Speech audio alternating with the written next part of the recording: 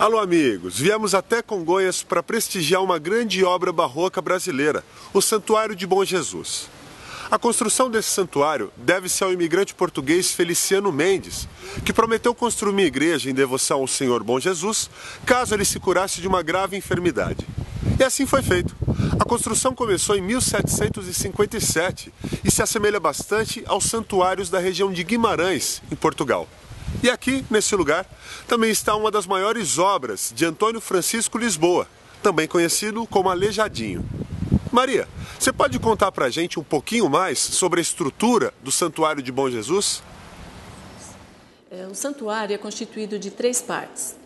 A primeira, que talvez seja um pouco desconhecida, é a Via Crucis. A gente tem 6 capelas, cada uma com um episódio, um trecho da vida de Jesus. E depois a gente tem a fase intermediária, que é o adro, com os 12 profetas. Primeiro a gente tem os 4 profetas principais do Antigo Testamento e logo atrás a gente tem os 8 menores. No final, na parte mais alta do santuário, eu tenho a Basílica, onde tem a imagem de Bom Jesus. Talvez daí a gente tenha um pouquinho dessa configuração arquitetônica, o significado do adro dos profetas. Como a Via Crucis ela é uma forma de peregrinação, que a gente chama de peregrinação de substituição, ou seja, substituir a Terra Santa, a peregrinação na Terra Santa. Quando se chega à posição dos profetas, eu tenho como uma saudação a chegada dos peregrinos que já passaram por toda a Via Crucis. Agora, por que os profetas e não outra imagem do Novo Testamento, visto que os profetas eles eram praticamente proibidos de serem representados pela Igreja Católica a partir da Contra-Reforma, já que os profetas eram hebreus, estavam ligados ao judaísmo, e a gente já tinha provado um pouco dessa experiência com Michelangelo na Capela Sistina, a configuração de 7 profetas do Antigo Testamento nos afrescos da capela. Só que Michelangelo conseguiu manobrar o papado, né, com essa, vamos dizer, essa arte. Eu não acredito que Aleijadinho tenha intencionado isso, mas a verdade é que os profetas fizeram parte de uma iconografia medieval e possivelmente Aleijadinho tenha buscado essa referência iconográfica em ilustrações da Idade Média que apresentam um certo goticismo. O que é o goticismo, tão citado por alguns pesquisadores? São as características góticas presentes nas imagens, por exemplo. Os cabelos, né, bem asseados, repartidos e a barba dividida ao meio, formando caracóis, né, de ambos os lados. Depois eu tenho um pouco dos ângulos retos na face, no corpo também. A retidão do corpo na postura. Tudo isso são sinais góticos ou medievais na representação. Muito legal. Lembrando que Aleijadinho teve 2 fases durante seu legado.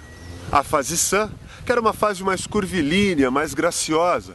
E também a fase enferma, que era uma fase mais expressionista, mais pesada. E foi durante essa segunda fase que ele construiu essa obra aqui no santuário. E Carlos Alberto, conta pra gente. Você sabe qual foi a rocha utilizada por Aleijadinho para construir essa grande obra de arte?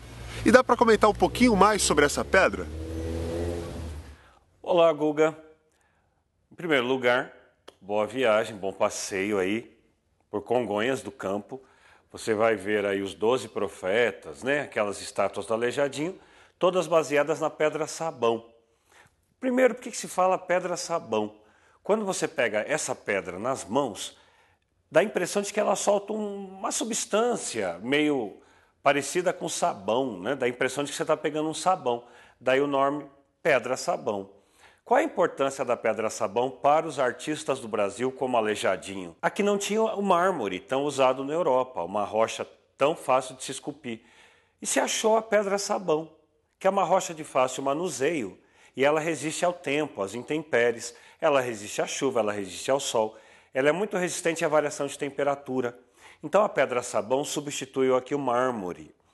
Você quer um exemplo muito fácil de onde tem pedra-sabão? O Cristo Redentor. Mas é um próximo passeio que você vai fazer, não é, Guga? Tchau! Bacana, Charles! E daqui de perto dá para perceber ainda melhor a riqueza de detalhes esculpidos aqui na pedra-sabão. E Maria, me tira uma última dúvida. Quais são as características e o estilo utilizado por Aleijadinho aqui nessa obra? Quais são essas características que a gente atribui a Aleijadinho? Os olhos amendoados, né, os olhos puxados, apesar de grandes, eles são puxados. No caso dos profetas, a gente vai ter o polegar alinhado com os dedos. A gente tem também um quê de mestiço, né? Parece até uma forma de se colocar como autor das obras, deixando um pouquinho das características físicas do escultor, do próprio Aleijadinho.